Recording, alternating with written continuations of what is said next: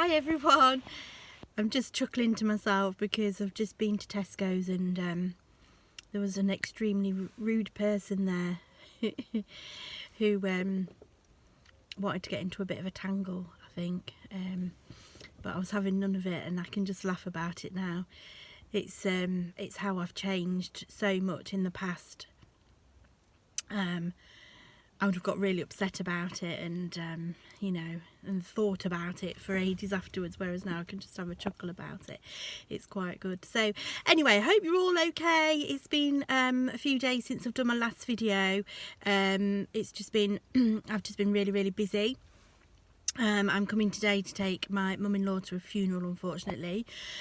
But I thought I'd just stop and do a really quick video before that. I wanted to chat today just about steps 2 and 3 in recovery in the 12-step program, and just kind of what they mean to me and how they've helped me in my business, in the business world, and also in my everyday life now.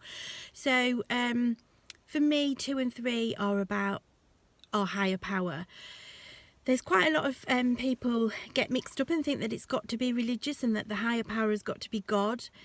It doesn't have to be at all. I know lots and lots of people in AA who are not religious at all. It's more spiritual maybe, or it can be, your higher power can be absolutely anything. For me personally, it is God, but I know a lot of people that for them the universe is their higher power.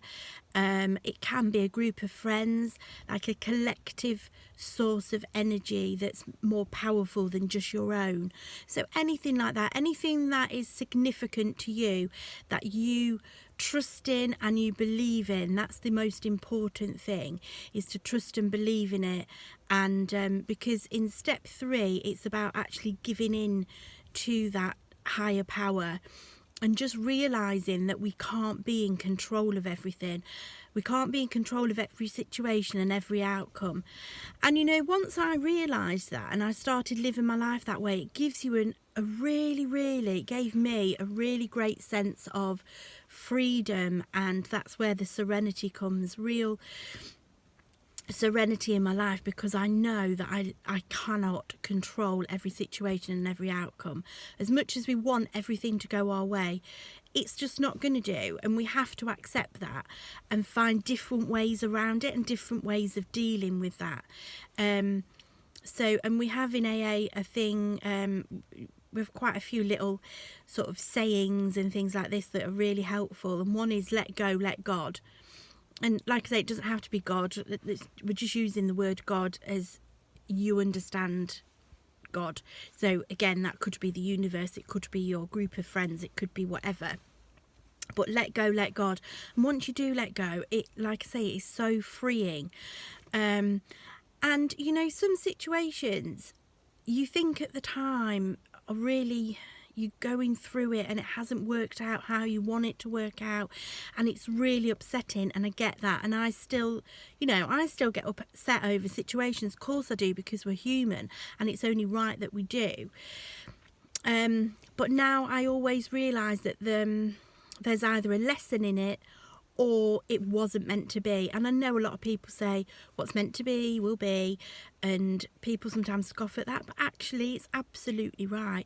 And I'll just give you a little scenario, a little story of when I was living in London. And I always remember this because I remember at the time thinking, oh, thank God it didn't work out how it was meant to. So sorry, somebody's just ringing me, it's put me off a little bit. So when I was in London, I was looking for a place to rent, and it had taken us ages and ages to find this place. And I was renting with a friend of mine. I didn't know her very well, actually. We'd only just sort of met. But anyway, we found this place to rent, and we were going to go back later and give the lady the deposit and all this. We'd gone to get the deposit together, go back. When we went back, she told us that she'd already let the house to somebody else.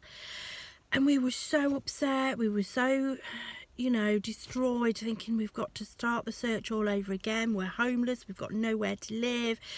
and it's just an absolute nightmare. And at the time it was really, you know, I drank on it because I was drinking at that time.